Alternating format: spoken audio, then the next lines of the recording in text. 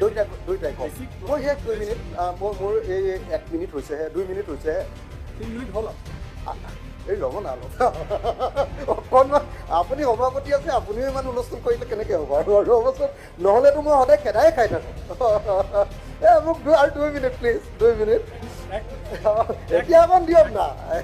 আপুনি মোৰ কাষতে বহে আকৌ এনেকুৱা কৈছেনে ওপৰলৈ গৈ এতিয়া ডি ভোটাৰৰ প্ৰশ্নটো চিৰকালৰ কাৰণে নাইকিয়া কৰি দিব লাগে একদম ডি ভোটাৰৰ কেছটো চিৰকালৰ কাৰণে নাইকিয়া কৰিব লাগে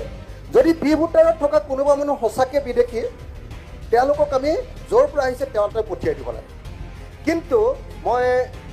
চৰকাৰী পক্ষক এটা কথা জনাব খোজোঁ যে আপোনালোকে চাব মোৰ প্ৰশ্নৰ উত্তৰতে দিছে যে সৰ্বানন্দ সোণোৱাল ডাঙৰীয়াৰ দিনতো যদি বিদেশী ঘূৰাই পঠিওৱাৰ সংখ্যাটো বেছি আছিলে হিমন্ত বিশ্ব শৰ্মাৰ চৰকাৰৰ দিনত বিদেশী ঘূৰাই পঠিওৱাৰ সংখ্যাটো একেবাৰে কম হৈছে তৰুণ গগৈৰ দিনত তাতকৈ বহুত বেছি আছিলে ঘূৰাই পঠিওৱা যিবিলাক চিহ্নিত বিদেশী ইয়াত কি কাৰণে কৰিব পৰা নাই কাৰণ এইটোৰ আটাইতকৈ ডাঙৰ হেঙাৰটো হ'ল যে বাংলাদেশৰ লগত আমাৰ কোনো এক্সট্ৰাডিশ্যন ট্ৰিটি নাই মই ভাবোঁ যে অসম বিধানসভাত এইটো আমাৰ আজি এটা প্ৰস্তাৱ হ'ব লাগে আজিৰ দিনটোত যে বাংলাদেশৰ লগত আমাৰ বন্দী প্ৰত্যৰ্পণ চুক্তি এখন হ'ব লাগে আৰু তেতিয়া অমানৱীয়ভাৱে নহয় যে আমেৰিকাৰ পৰা যেনেকৈ আমাৰ ভাৰতীয় মানুহবিলাকক খেদি পঠিয়াইছে তেনেকৈ নহয়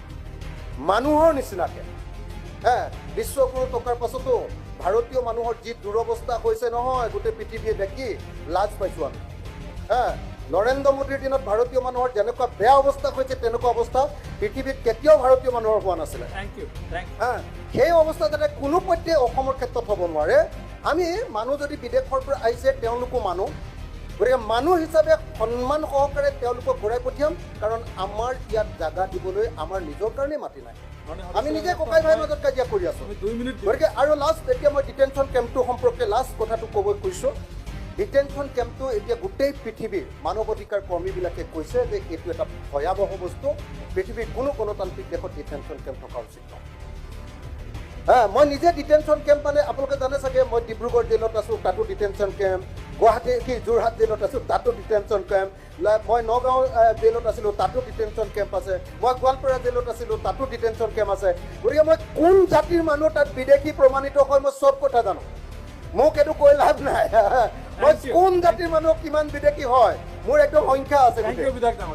গতিকে মই এটাই কথা অনুৰোধ কৰিব খোজোঁ যে ডিটেনশ্যন কেম্পৰ ধাৰণাটো নাইকিয়া কৰি দিব লাগে আৰু ডিটেনশ্যন কেম্পত থকা যদি বিদেশী আছে তেওঁলোকক সম্পূৰ্ণৰূপে বিতাড়িত কৰিব লাগে আৰু স্বদেশী যিবিলাক আছে সেই স্বদেশীবিলাকক আমাক ইয়াত বসবাস কৰাৰ কাৰণে যোগ্যতা মৰ্যাদা সহকাৰে দিব লাগে আৰু বিশেষকৈ হিন্দু বেংগলী মানুহবিলাকক